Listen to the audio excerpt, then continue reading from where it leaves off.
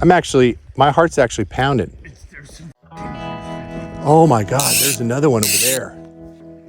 Oh, there we go. He took the squalla. He took the dry squalla.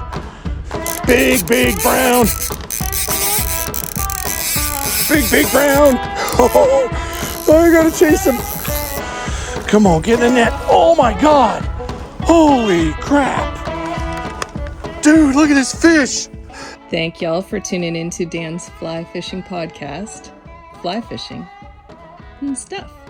Dan, fun fact. Shit Dan doesn't want you to know. A fun fact about Dan. Fun facts about Dan. Dan's daughter is a super talented tattoo artist. And now here's the man, FlyFishDan. Hey guys, welcome to another podcast episode. Episode 4, I believe this is. And I appreciate you taking the time to click on this video, or if you're listening on wherever podcasts are broadcast, I think it's on YouTube Music. Thank you for tuning in. I do appreciate it. And I've been working on lighting and sound, so hopefully this is a little better than it was the last time. For whatever reason, my camera kept going in and out and light and dark, so I think I've got that fixed. So hopefully it'll be a pleasant viewing experience for you. So thank you for joining me. And if you've never tuned into the podcast and this is your first one, I do have 3 episodes plus an interview I did with the young guides in the playlist, so be sure to check that out. And we're going to talk today, and this series is kind of getting started with fly fishing. So I've had a lot of questions asked in the past about, why I have certain weights of fly rod. And this might be interesting if you've been into fly fishing for a while and you're just curious of what rods I have and why I have and why I chose those rods.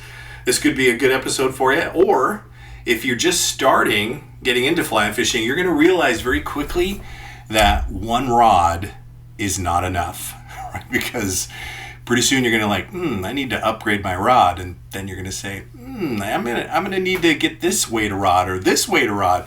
It becomes somewhat of a, it's definitely a hobby, but it can be an obsession as well. And I don't know if you can see over my shoulder, I've got a lot of rods. Now, I purchased some of those rods myself. I've been given a couple rods, which were pretty cool.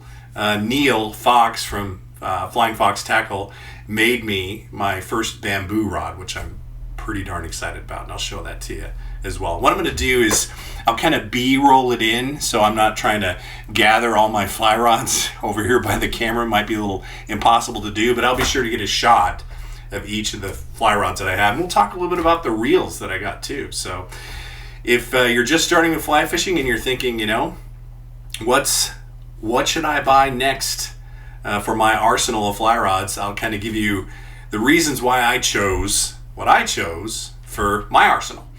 Now, I started my very first fly rod that was given to me by my dad in the early 80s was a Cortland. It was a 2-piece fiberglass. It was a Cortland setup, so it had just a click and paw reel and graphite. It's a decent fly rod. And for today's standards, fly rods have certainly progressed a ton when you compare them today, but it got the job done, right? And I still have that fly rod. So I haven't used it in a long time because it's really soft and I kind of prefer a fast action rod. And I think this happens to do with how I cast and some of the power that I like to put into my cast. It's less finesse, even though I'm trying to get more on the finesse side because as I get older, joints and muscles start to hurt. I just got back from Central Oregon doing some fishing for brown trout, and we were hucking streamers every day. And I swear my back, my neck, my elbows, I could actually still feel it on my shoulder. It was hurting me because I had to really kind of power those casts out, especially since I was using a 5-weight almost exclusively and a 3-weight and throwing these big Sculptzilla patterns. So I have a tendency to like faster action rods because I can use a lesser weight rod to throw bigger flies. I don't need to use a heavier rod. So that was my first rod, the Cortland 6-weight. Still got it today. And the second fly rod that I ever owned, I bought a 6-weight. So those of you who have been around the Puget Sound for a lot of years, you might remember the Puget Sound, no, it's the Morning Hatch Fly Shop. I just got back from the Puget Sound Fly Shop. That's why it stuck in my head. And went down and saw Matt and bought some stuff. Oh, by the way, you need to check out his shop. There's a shop again in Tacoma. It's a great shop. He's got lots of stuff. So be sure to go see Matt down in Tacoma. He's kind of over by, it's like off of 56th and Hosmer, I think it is. Yeah, it's kind of down by the mall area there. Anyway, getting off track. Second fly rod I bought myself. It was the Sage DS. So Gary Sandstrom, who's still around, he still reps Rio and some other Lamson brands still in the industry, which is pretty cool. He owned that shop for 20 plus years, and my dad shopped there, and so of course I started shopping there, and I bought a lot of stuff from Gary over the years. And one of the first fly rods I bought was the Sage DS, and I partnered it up with an Orvis Bat and Kill. And that's kind of the reason why I'm a little bit obsessed when it comes to Bat and Kill reels, just because there's a lot of nostalgia. I think they're great reels. Firstly, they're bulletproof. They have a great sound. I don't know, I really like the Bat and Kill, especially the original. I've been buying a couple on eBay, which I'll have to show you. I finally found a large arbor in a smaller version, a 3/4, which I'm super excited about. Just got a line on it. So that was the second rod, and really I was primarily using that for trout. Soon I realized that was probably more rod that I needed for trout. It was a pretty stout. If anyone's familiar with that 2-piece Sage DS fiberglass rod, again, it was a pretty stout rod. So I used that rod originally for trout. Then I started using it for sea run cutthroat for a lot of years when I had a boat. I had a Hughes Craft, 18-foot Hughes Craft. It was all decked out, ready for fishing. I would do a lot more sea run cutthroat fishing out of that boat in the South Puget Sound than I did salmon. Because those of you know, salmon fishing it's tough to get a season that's open down here in the South Sound, and that's ultimately why I ended up selling my boat, because I was doing more maintenance on the boat than I was fishing, because there was hardly any fishing opportunities to be had, because seemingly the Sound was always closed to salmon. So I would use the boat though to catch sea run cutthroat, and that was my primary rod that I used, and I just kept it on the boat, and it was a great rod for sea run cutthroat fishing. I caught a lot of sea run cutthroat on that rod. So now I've got 2 6-weights. So I'm thinking, I want to get something a little bit lighter. So this was back in the day when eBay was just coming out. There was a series of fly rod that I can't remember exactly why I couldn't find them in the fly shop. I think maybe the generation had already turned, unsure.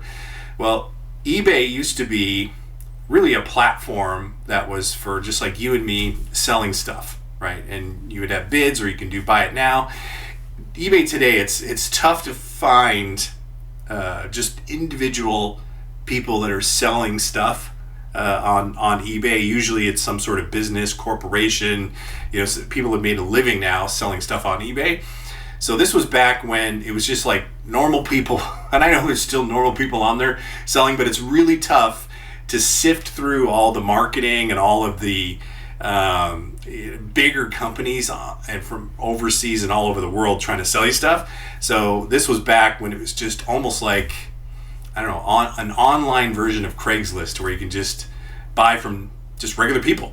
So I started looking, and I found an absolute gem, and I actually found 2 gems. What I was looking for was an ultra fast action rod, and if anyone's familiar with Sage came out with the Sage TCR, and I think that came out like in either the late 90s or early 2000s. I think it was late 90s, but it was one of the fastest action. In fact, they had a specialized line. Sage for a while made a fly line that had a massive shooting head.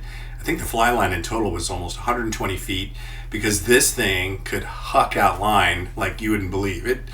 It's one of the best casting rods today that I have, and that is the rod you primarily see in a lot of my videos today. Is I bought that rod off of eBay from a guy that was retiring.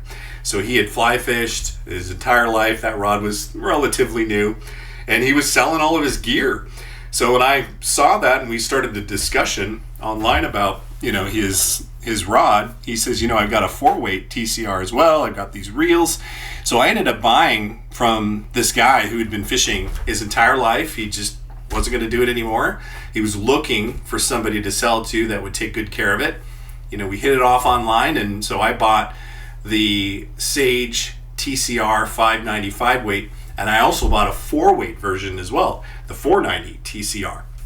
And he sold me his Hardy Angel reel along with a couple other reels. I think he had a couple of bat and kills, if I'm not mistaken, as well.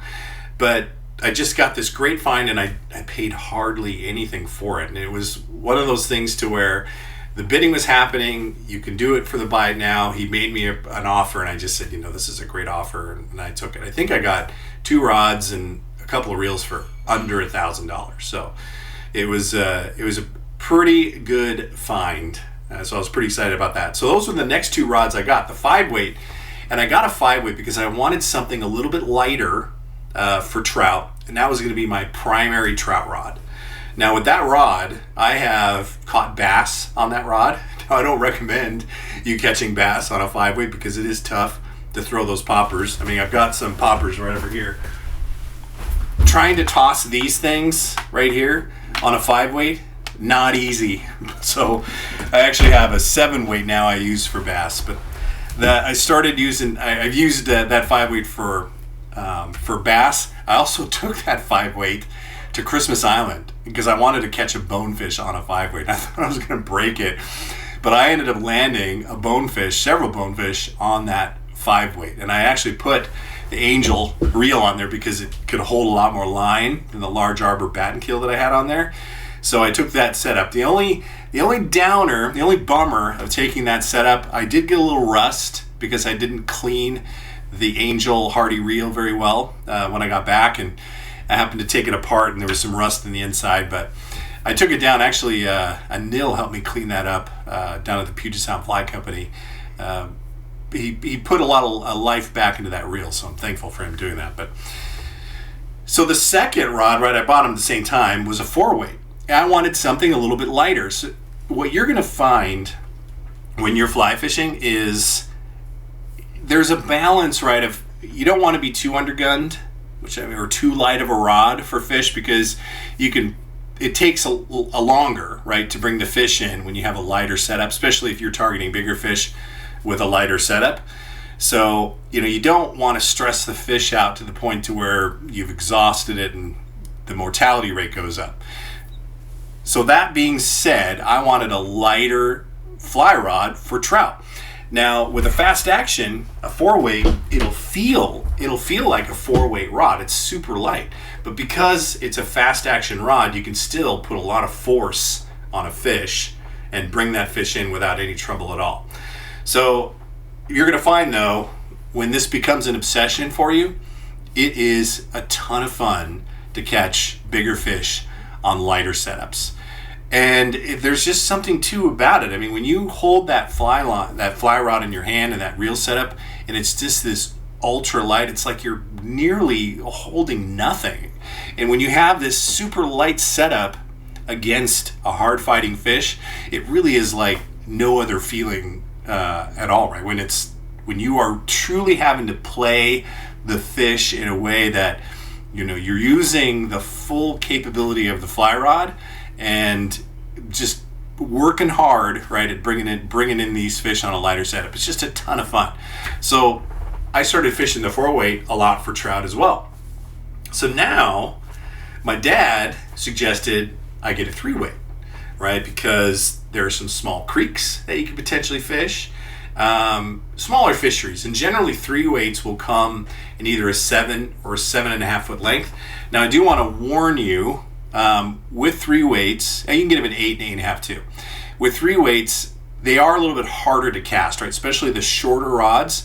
If you're going with a 7.5 foot, even an 8 foot rod, that really is designed for smaller creeks, right? You're not going to be casting any more than 20, 30 feet at the most.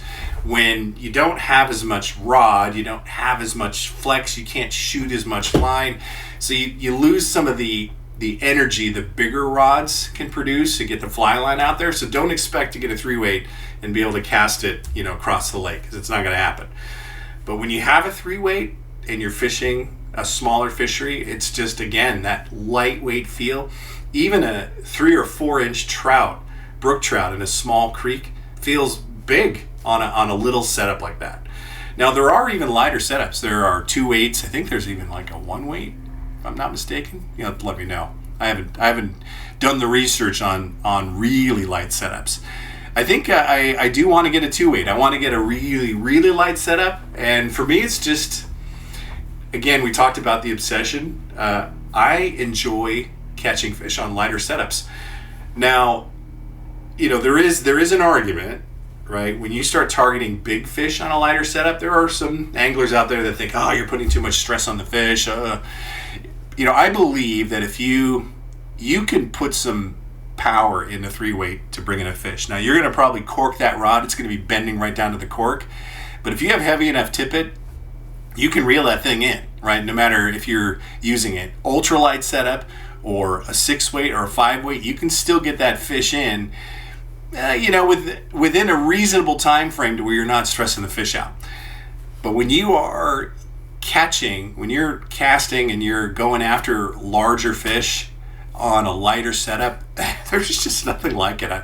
It's so challenging, but the feel, it's hard to describe until you try it. So I kept pressuring Kobe to get a 3-weight. You need to get a 3-weight. You need to get a 3-weight. He's like, nah. And finally he did. And he bought the Sage R8. He got it in 9-foot. And by the way, I've got that rod now. I just bought it because I fell in love with that rod immediately. It's this super ultra light setup, 3-weight, 9 feet, so you can still cast it. It's like almost casting a 4 or a 5-weight. It casts wonderfully, super fast action, but holy smokes, when you hook into a fish, that thing immediately bends all the way down to the cork. So it's just a feel and the touch of that particular rod. It is just something else.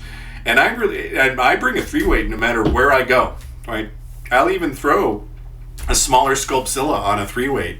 In fact, when I was fishing Central Oregon, I was fishing these, pocket water, lots of rocks and moving water, deep holes, and it was pretty shallow, maybe a foot to 2 feet deep. And I'm just kind of running this Sculpzilla with my 3-weight because I only need to cast it maybe 15 to 20 feet. And I was catching 18, 19, 20-inch brown trout on my 3-weight. Now, a couple times I had to chase that fish downstream because it just, you don't have a ton of stopping power, especially when you got current with the 3-weight, but the whole feeling of catching a fish that size on a lighter setup, you just have to experience it to really appreciate it. So now in my arsenal, I've got the 6-weight Cortland that I originally got. I've got the 6-weight Sage DS 2-piece fiberglass that I was using for Sea Run Cutthroat. I've got a 5-weight, which I still use today, Sage TCR. I've got a 4-weight Sage TCR because I just like that little bit of lighter setup, and again, I like the fast action rods. Now I've got this 3-weight, and what is it? I bought the Sage VT2. Now, I bought the Sage VT2. That was the entry level for Sage, and I really bought that rod because it was more about price point. I wanted to get a quality rod, but I wanted a 3-weight, but I didn't want to spend a ton of money. So I bought the VT2. It's a good rod. I've had a few issues with the rod seat. The little, disc you screw on to tighten up the reel will sometimes fall off the track. So I got to be really careful. And I just think that has to do with just not a super high-end rod seat. So that's the only issue I've had with my Sage VT2 over the years. But it's a great rod. In fact, I took it to Colorado and was fishing these small creeks. And I think this one is 8 feet long. I'll have to look at it. I think it's 8 feet long. But I was taking and fishing these small creeks in Colorado, catching brown trout, 12 to 13 inches, and it was perfect.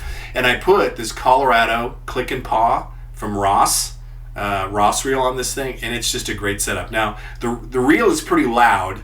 I do like the sound of a reel. This it's pretty loud, it's louder than most of my reels, so it gets a little intrusive, especially on video when I'm pulling line out. The thing is just making all sorts of noises when I'm pulling line out of it. But it's a great looking setup. It's super light, fishes really well, and I kind of like that click and paw to where you're not using a drag system at all. I mean, you literally have to put your hand on the fly reel. And you'll notice that even some of my fly reels, out of habit, I do that. I palm it, mostly because back in the day, right, I fished 15 years before any real drag system that were common on fly reels. So I would palm them often, just kind of a habit that I've gotten into. And so that was my first 3-weight. Now, I've got another 3-weight, and you've seen this 3-weight in a lot of my videos, and that is the Winston. So that is my dad's rod. So my dad, thankfully, is still with us. He retired in Montana for almost about 20 years, and he guided on the Clark Fork, and he had a huge arsenal of fly rods. Well, he moved to the East Coast, so he's in West Virginia now, and he's just getting to that age in his 80s now. It's tough for him to get around. There's not as much fishing in that neck of the woods, and so I've been fortunate enough to acquire all of his fly gear. So he sent me all of his reels, all of his rods, and one of which is that Winston. Now, he used that Winston quite a bit on the Clark Fork, and he had a high drift boat which had the rod tubes, and when he was sliding him in and out, eventually the hook keep ended up knocking off. So I ended up getting that fixed from Winston, thank goodness, right? That cost me about $175, I think, after I broke it. So I was fishing Pass Lake. It's just a well-stocked lake off of a highway here in Washington, and I had a pretty good size, actually no, I didn't have a fish on. I was literally casting towards a fish, and in one of the casts I felt this crack, and it broke on the top section. So it's a 2-piece rod, and it just snapped. So at some point, maybe it was a fly strike or I don't know what happened, but it broke. But Winston, thank God, fixed it, got it back in a couple of months, and now I got the hook keep back on there. The rod is good as new, and that really is one of my favorite rods. And I've got my dad's little 3-weight Orvis bat and kill on that rod, and I love it. It is just it's one of my favorite rods, mostly because of the nostalgia behind it. But it's a 30-year-old rod, and Winston just makes a really good product. So the performance of that rod really is just something else. I'm super happy the way it casts, the way it feels. It's just, and I feel like my dad's always with me when I've got that rod with me. So I take that rod almost everywhere. So what else? Now, I discovered a passion for saltwater fly fishing. So when I was 25 years old, my dad bought a trip for me to Christmas Island, and he and I went out to this little coral atoll in the middle of the Pacific. It's like 140 miles off the equator. You have to fly to Hawaii. There's one overnight there in Hawaii, and then you fly due south right to the equator, and I mean, you're truly in the middle of nowhere. And that's when I discovered that I had a passion for saltwater fly fishing. It's like nothing else. An 18-inch bonefish will outfight any steelhead, a 10, 15-pound steelhead. It's incredible, the fight that they put up. Now, it's been a long time since I've caught a steelhead, so I'd like to be able to catch another one to kind of compare it again. But bonefish it's unreal. So my dad got me, I think it's a 9-weight. I'll have to look. I believe it's a 9-weight. Could be an 8-weight. But it's a St. Croix. So he set that rod up for me with another Orvis bat and kill, big 8-9 reel. And that was my bone fishing setup. And after the trip was over, he gave me that rod. So I still have that St. Croix. I want to say it's an 8-weight, 4-piece. So soon after, and that rod, it was a good rod, but I wanted something with a little more finesse, a little better feel to it. St. Croix is a good rod, but I've always been a Sage fan, so I went out and got a 9-weight Sage XI2, and that's another. So that rod is just like my 5-weight TCR. I've got so many fishing stories involving that rod. It's incredible what that rod has seen over the years that I bought that thing. And I think I bought that in the early 2000s, so I've had it for a little over 20 years. I've caught salmon on it, king salmon, coho salmon. I've caught giant rainbow trout on it. I'm up in Alaska. I've caught 100-pound tarpon on this 9-weight, bonefish, giant trevally. I thought I was going to snap it in half. I caught a 100-pound giant trevally on a 9-weight XI2. Just crazy, man. I could literally hear it cracking down by the cork. I've had it repaired now twice. Once because of a fly strike and a break when I was fishing the Igigik River in Alaska. Still fished, by the way, 2/3 of a rod for the rest of the day. I was still hucking the fly out there and catching fish. Didn't have quite the feel, though, without the top 1/3 of the rod. Anyway, but I've caught a ton of fish with that rod, and it is one of my favorite saltwater fly rods. And I put a great big Lamson Lightspeed on that fly rod as well. And by the way, so I want to caution you on something so that you don't learn the hard way like I did. When you have these reels that are supposedly completely sealed, they're not completely sealed. You have got to take those things apart when you're done fishing, especially in the saltwater.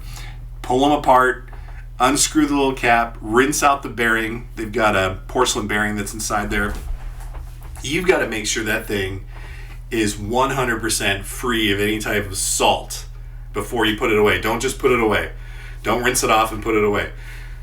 Take it all apart, take all the parts out, lay it out, let it completely dry, and then put it back together again, because I ended up bending one of my spools. I had 2 spools, actually 3 spools, for this particular reel because I needed a full sink, an intermediate, and then I had a tropical line, and then I would switch back and forth with a freshwater, like an outbound short or shooting head. And I ended up bending one of the spools because I could not get it off. And so finally, again, Emil was able to get it off, pull that thing off, and we put a new cap on it, a new bearing on it, and got it fixed. But I almost lost that reel because I would rinse it off, thinking it was totally sealed, dry it all off, put it away. But it literally, that metal shaft that goes in the middle, welded against the bearing that's inside, and it was just became one piece and just would not come off. So if you have any of those type of reels, just take a second to take it apart, rinse everything, and then put it back together again. Otherwise you're going to lose the reel. So don't do what I did and nearly I destroyed a spool trying to get that reel apart. Anyway, so that was why I bought that. Now I ended up buying another rod on eBay. This was later, probably, 15 years ago. I wanted something more entry level for bass. So I found somebody who's selling a Winston Passport. And it's an okay rod. I don't really know how to describe the Winston Passport. I think it's their entry level, but it's stiff on the first section. It's a 4-piece. So the first 4.5 feet is pretty stout, and then it gets really weirdly flexible towards the top.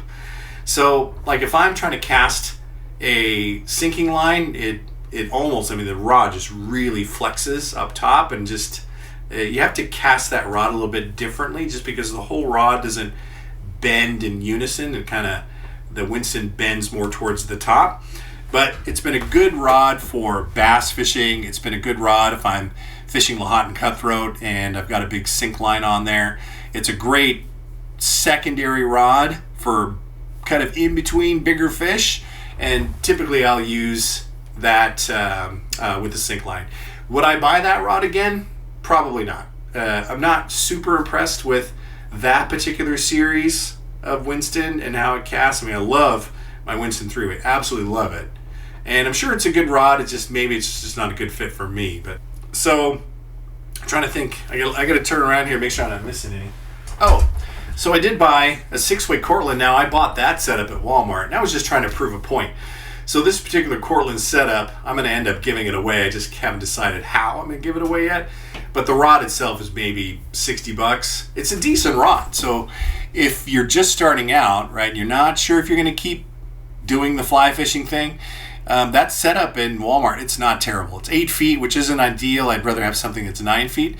But for a absolute starter rod, just to see if you're going to get into the sport, it's a great little starter rod. And it's not a throwaway rod. Cortland is, it's a decent brand. They've been around for a very long time, I think since 1915. So they make a good product. And this particular rod, I was actually pretty impressed. Now, I bought it just to make a point that fly fishing doesn't have to be expensive, that you can go out there and buy a complete setup. And I bought leader, a couple flies, the fly line was already on there, it already had a reel, and the rod, and I spent like $72 at Walmart. And that's all it took, and I was out there fly fishing. So that was purchased to make a point. But that's kind of the arsenal that I have. And so are there any fly rods in my future? I did just talk about the fact that I just bought I'm super excited about this. I bought the R8. I mean, this rod, and I'll show you, I'll be rolling Kobe's. It is just a beautiful, beautiful rod, and I cannot wait to get this thing. It's so new. I can't wait to get this thing out and fish with it. In fact, I'm taking it this weekend. I have got such an exciting trip this weekend. I mean, so what's the date? So I think this podcast, maybe it'll air this week, but it's coming up on May 6th and 7th. I'm fishing in a place that hasn't been fished in decades. It hasn't been open for fishing for decades. And I think it's like maybe even 50 years, potentially. That's how long it's been since this place has ever seen an angler. And the reservation over in Warm Springs opened this up for a couple of guides who, some of you may know Elk Little Leaf and his wife, Alicia. They are lucky enough to be the guides on this section of the river that hasn't been open in decades. So my wife actually set this up. Amy set this trip up. I ended up talking to Elk, and we're getting one of the first trips. Kobe and I are getting the first trips for the big salmon fly hatch that's going to be happening here, hopefully, cross our fingers. But we get to fish this section of the river that hasn't been fished and touched for decades and decades. It's such an exciting opportunity and thrill to going into a place. It's just like when I first had the opportunity. My dad and I were the first people to fish Coldwater Lake. Back in 95, they opened up the center. You had to hike all the way down to the lake's edge, permit only. My dad pulled a couple of permits, and to be down on the lake's edge, the first anglers to do that, the thrill of being able to fish a new fishery that's never been fished before, as Coldwater once was after the eruption, was just thrilling. And that's another reason why Coldwater is so special to me, is because my dad and I were the first two anglers that had the opportunity to fish it. Now, there were probably, I think 10 permits were the max that we had, but we were the first ones down. They spread us all out. I don't know if we were the first ones to catch a fish, but we were the first group to ever go down there. And talk about pristine, right? Some lakes, as you know, if you're out there, you see trash and bottles and cans and whatever else. To be down on a lake that didn't even have so much as a bottle cap or anything, right? Completely trash free, no litter, pristine, was super exciting. So this Warm Springs fishing trip that we got going on here this coming weekend is that, and there are some big red band trout in there, native to Oregon, that haven't seen a fly ever in their lifespan. So very excited to share that trip with you coming up here. So it's going to be one of those things where I'm going to just probably bury myself in editing, because I cannot wait to tell the story of this fishery. So super excited. So cross our fingers that we have a good trip. But I'm bringing this rod, and super excited about this. So I got this on eBay. I found a guy that collects these old Orvis bat and kill reels, and I was looking for a 3-4 version, because there was one other rod we didn't talk about. So back in the 90s, I bought my very first 3-weight was a Sage XP. You might remember that rod. And I put a large arbor 3/4 batten kill in gold on that reel, and that rod. It was a beautiful setup. If you remember, the Sage XP had some gold accenting to it, and with that gold large arbor reel, it just looked so good. So I'm in a pontoon boat paddling around Coldwater Lake, and if you guys know Coldwater Lake, there's the launch, and you kind of go to the right. There's the outlet to the lake, and then there's kind of these shallow flats, and shallow meaning, they're anywhere probably from 5 feet to 12 feet deep, lots of rocks on the other side of the lake, but on the launch side, but on the other side of the lake. Well, I'm paddling around, and I brought 2 setups with me, and I'm fishing my 5-weight, and I thought, I'm going to pull out the 3-weight and throw out a dry fly that I had tied on there. I went down to reach for it. It was gone. It was gone. I hadn't even caught a fish on that thing, and it was gone. It slipped off the back of my pontoon boat at some point and was gone. And I don't know if you know that feeling. I'm sure you do. When you lose something like that, I almost physically got sick. I was so distraught because back in the late 90s, I didn't have a lot of money. I spent a ton of money. I think that was the whole setup was like $800. A lot of money went into that rod, and it was gone. Fell off, slid off at some point, and disappeared. I probably spent 2 hours looking into the lake just to see if I could see it down below. But so right now, that setup is still sitting at the bottom of Coldwater Lake, and it's been there for 25 years at least. But that was my first 3-weight that I bought it's gone. So I've been looking for this reel since then. Now granted, I got it in black. I think it's going to look good with the R8 anyway. And yes, I did stylize this particular setup. I just kind of like the black setup, black on black. I thought would be really good, kind of stealth. I did put some red backing on there. Sorry, Kobe, I know I completely copied your setup because your setup looks awesome. He's got a Ross Colorado on there. I've got the original batten kill. This balance is really nice. It's a little heavy just because it's old school, but I'm super excited to get a fish on this setup, and I haven't been this excited about a new fly rod in a long time. So I cannot wait to get this thing out and fishing it. So that is my most recent. But yeah, can you believe that though? Loosening that rod, spending $800 on a rod and never touching a fish with it. So bad. It's still fresh in my mind. I actually left early after looking for it. I couldn't fish anymore. I was so distraught and disappointed that I just lost my 3-weight that, I'm sure I worked a lot of hours to try to get that rod. So the fact that it was gone was just hard to swallow.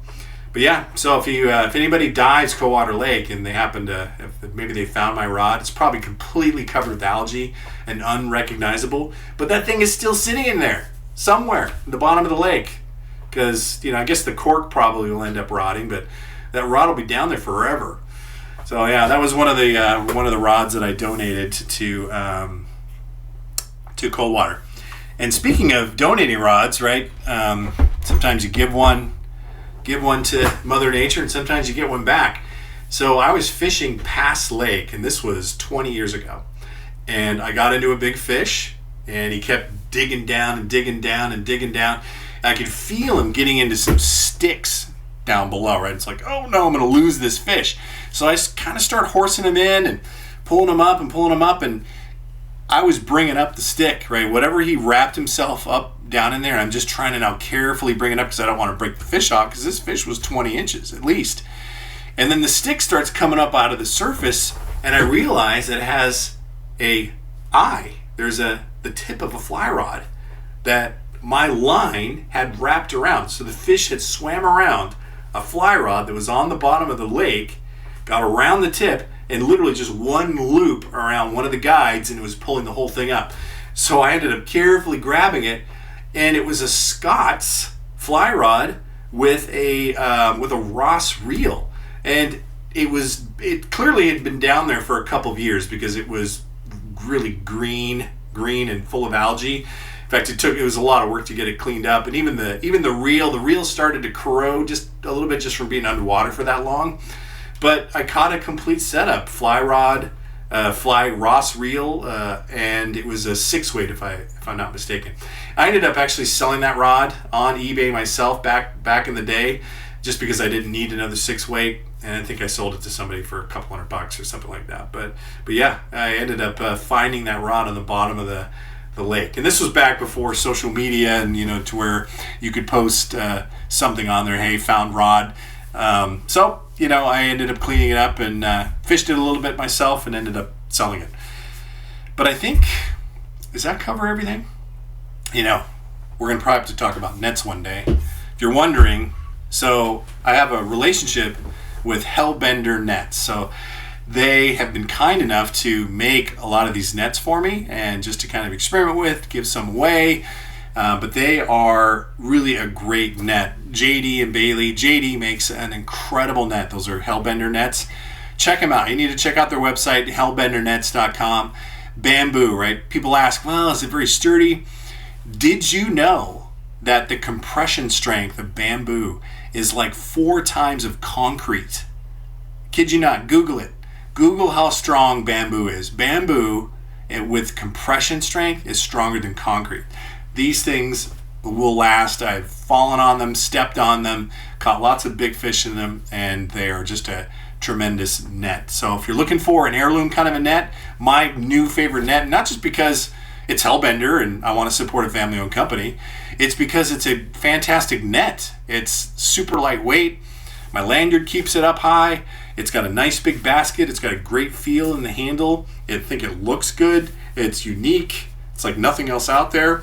So I'm super happy with my Hellbender net, and I don't foresee myself using any other net ever again because they really are that cool of a net.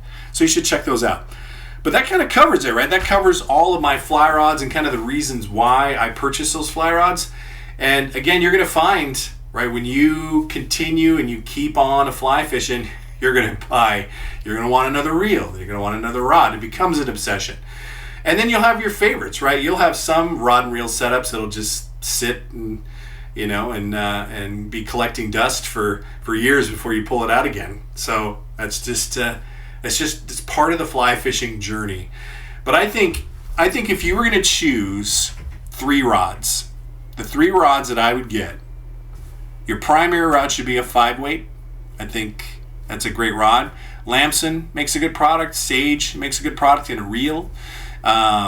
What brand of fly rod? I've always been partial to Sage, and it's because I've been using them for almost 40 years, and they've just never let me down. Sage really is a great rod, and that's why I choose that rod. Winston is also a good rod. Echo makes some good rods as well. I mean, there are a lot of good rod brands out there. Oh, I forgot one.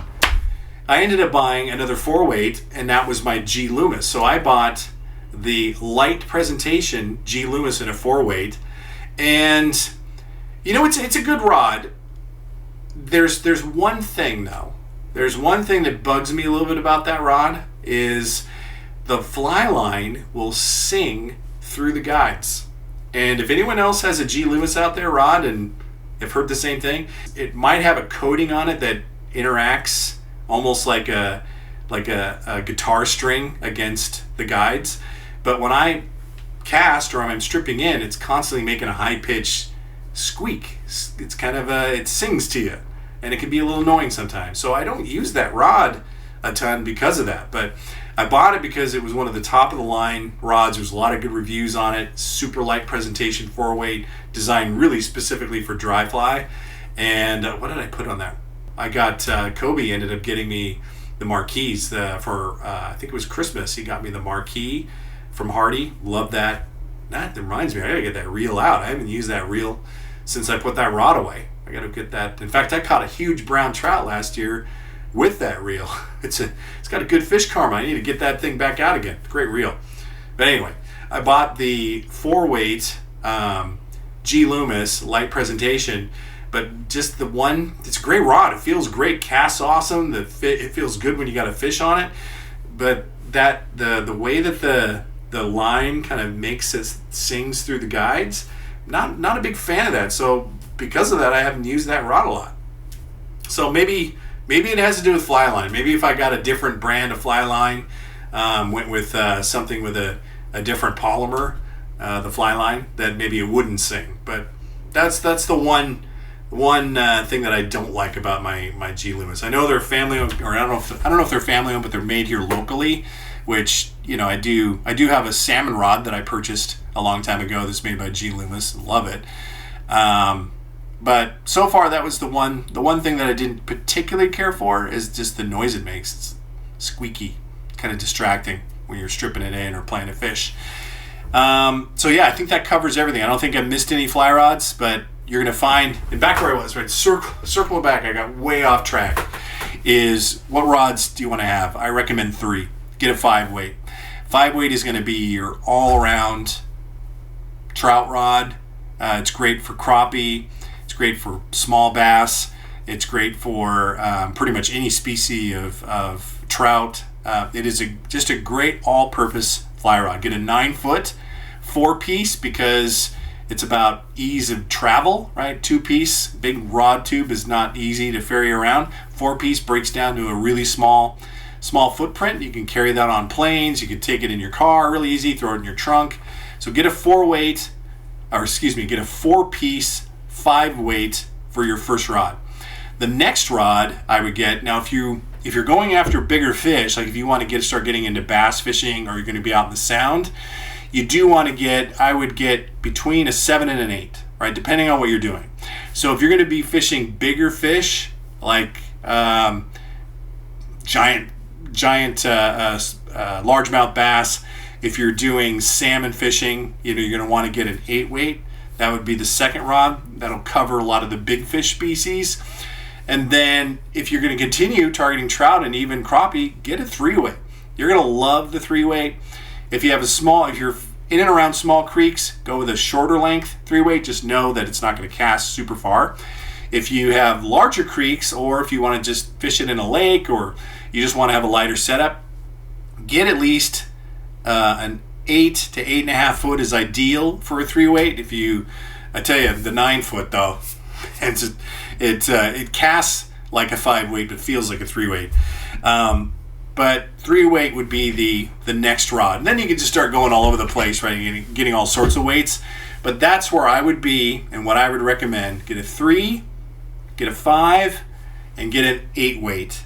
Now, if you're in the Puget Sound and you're going after sea run cutthroat, you might want to add a 6-weight in there because it does have enough power to cut through the wind when you're fishing the Puget Sound. A 5-weight would be able to do it, but whenever it gets windy, it's just nice having a little bit of extra stick. And that's another fly rod that I completely forgot. The other rod, I can't believe, we talked a little bit about it in the beginning. So I got my first bamboo rod, and now this was made for me by Neil Fox. So thank you again, Neil. I love that rod. Took it out fishing for the first time last year. And there's something unique with bamboo, right? When you first start casting it, and it's a 5-weight bamboo rod, it's heavier, right? It's a heavier rod, but the flex that bamboo has when you catch a fish, there's just something unique and special about fishing a bamboo rod. I partnered it up with an Orvis bat and kill reel. I thought kind of the old school reel with the bamboo would be a good fit. But it's a great rod that I like to get out on occasion when I'm throwing a dry fly or even throwing a small streamer in some of the smaller streams. And I'll be fishing that rod again this summer. But it's just a fun rod to have. So if you don't have a bamboo, Neil makes a tremendous rod, beautiful rod. He is a craftsman, and I know it's tough to find local guys that make fly rods. Neil does a great job with making these bamboo rods. And if you want more information about him, take a look at Flying Fox Tackle. He's got a website, or you can shoot me an email at FlyFishDan.com and I'll send you his contact information. But looking forward to getting the bamboo out again this summer. The next rod that I totally forgot about because I don't ever do it is I thought I was going to get into Euro nymphing. Now I'm not poo-pooing Euro nymphing, but it was so different and so outside the box. It felt strange for me just to hold the rod out with this line and kind of sight different colors of the Euro nymphing line and just hold the rod out in front of you, hoping to feel the strike. It just I don't know, it just was counterintuitive for me because I've been traditionally fly fishing for so long with indicators and having to cast towards the hole, it just felt strange for me just to hold the rod straight out and just kind of tight line to the fly. So I do high sticking occasionally, right? If it's a small enough stream. I'm doing something similar with a fly rod today if I don't have to cast very far. But I just never really got into the Euro nymphing. Now I did have one successful trip where I caught an absolute monster.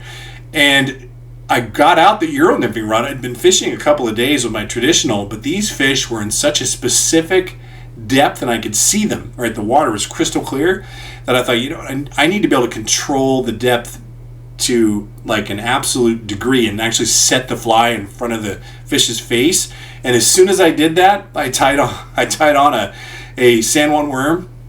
I got up the Euro rod setup and I set that fly literally on the fish's nose and he turned and ate it and caught some monster fish doing the Euro nymphing thing.